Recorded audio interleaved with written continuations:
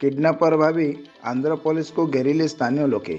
गजपति जिला पालाखेमुंडी सहर में आज गुरुवार रात 8टा बेले एक अजब घटना देखा मिली। किडनैपर भावी आज आंध्र पुलिस को स्थानीय लोके माने घेरी देखा मिली।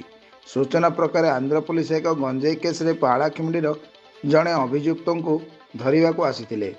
हेले नियम अनुसार अन्य अंचल जदि कौनसी पुलिस कौनसी अभियुक्त को गिरफ्त करने को आसिले प्रथमे स्थानीय पुलिस को सूचना देवा एवं पर स्थानीय पुलिस सहायता उक्त अभियुक्त को गिरफ्त करने कथा।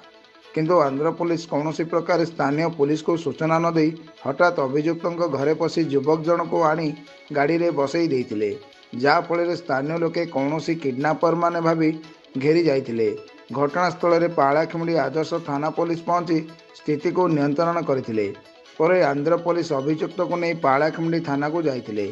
सेटारे जहाँ नियम रही से सबको पूरण करी आंध्र प्रदेश नहीं देखा मिली।